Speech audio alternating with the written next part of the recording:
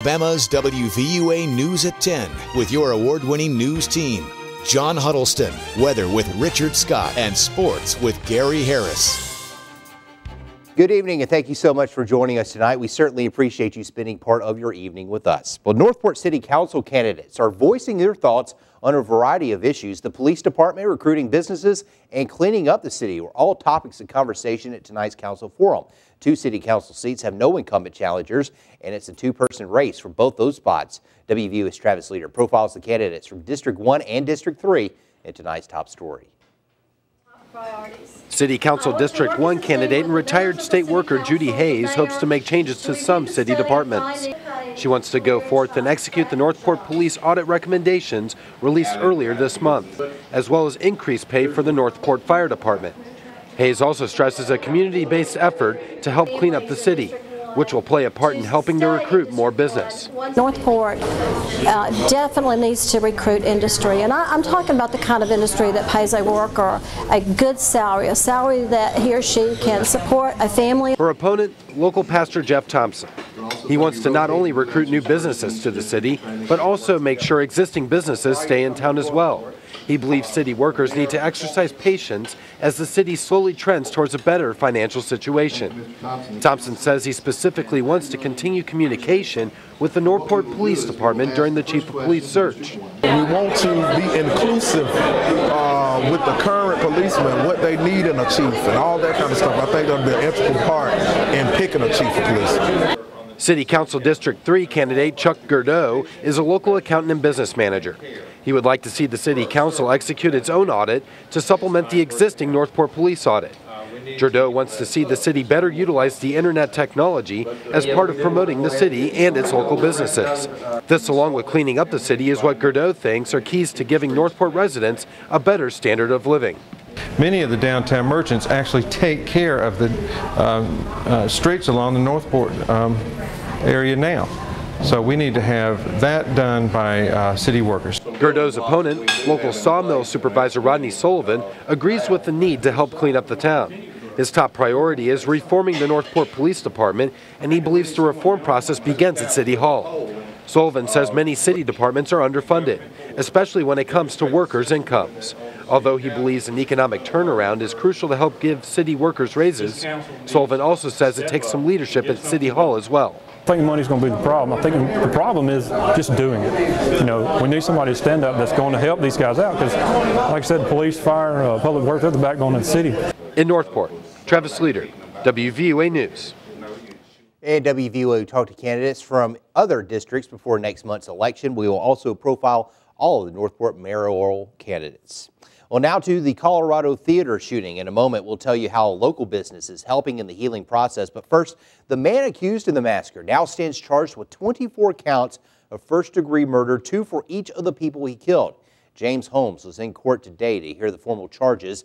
Ed Lavandera has details on the hearing. James Holmes sat calmly in the courtroom, apparently unfazed when the judge announced that he'd been charged with 142 criminal charges, including 24 counts of first-degree murder, 2 for each victim.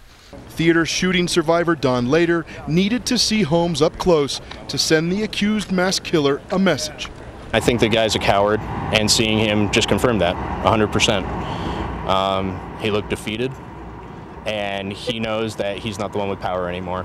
That is us. In his first court appearance last week, Holmes displayed a bizarre range of bewildered expressions. This time he appeared more lucid and aware of what was going on around him. His red hair matted down. At times he stared blankly at the judge's bench in front of him, and then his eyes would open wide as if trying to process the court exchanges. There were dozens of victims and family members in court today to see and judge Holmes' demeanor for themselves.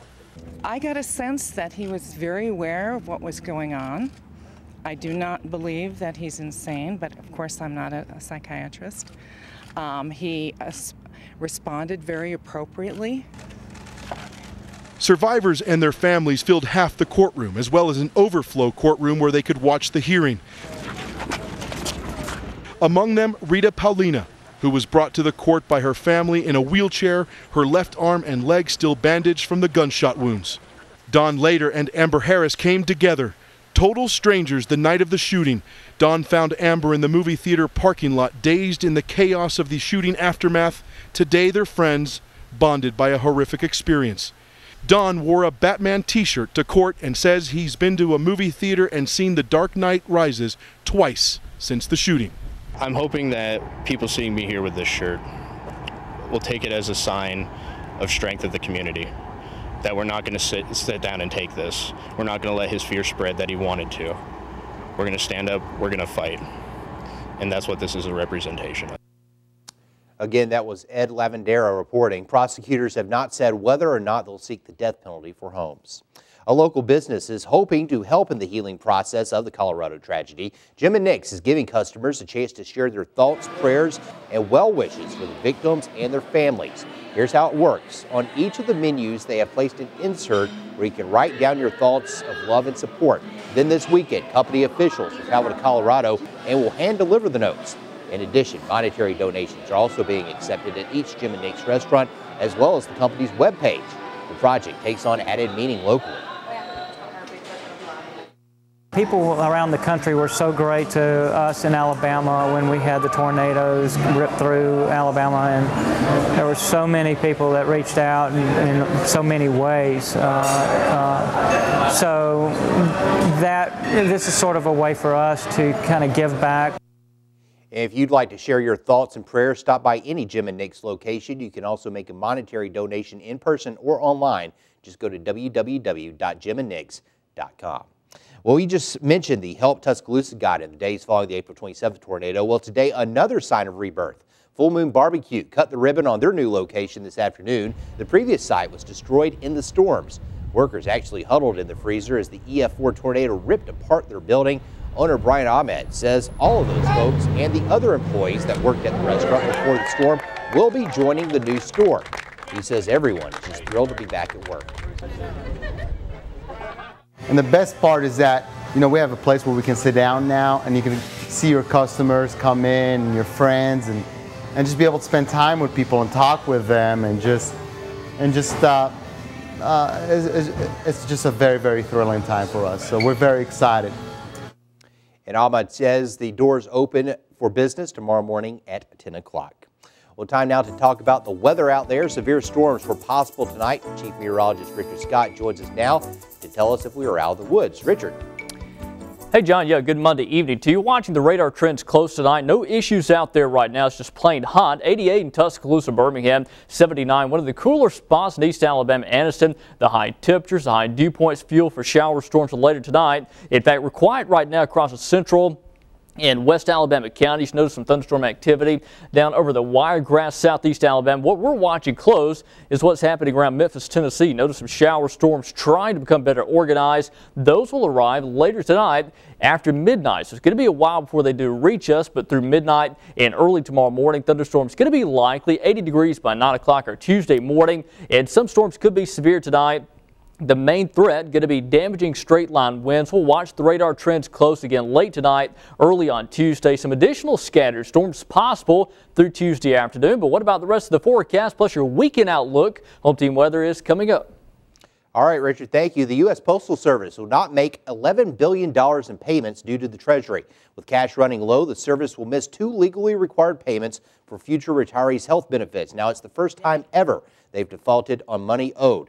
In the short term, there won't be any catastrophe. Post offices will stay open, mail trucks will continue to run, and employees will get paid. But in the long term, things are much more uncertain because the Postal Service estimates that it is now losing $25 million a day. Meanwhile, professional boxer Floyd Mayweather Jr. has filed a $61 million bankruptcy claim against the company associated with the closed Country Crossing Casino. Now, Mayweather says he loaned the ownership group $4 million on May 14, 2010. He was supposed to have been paid his initial investment plus $1 million.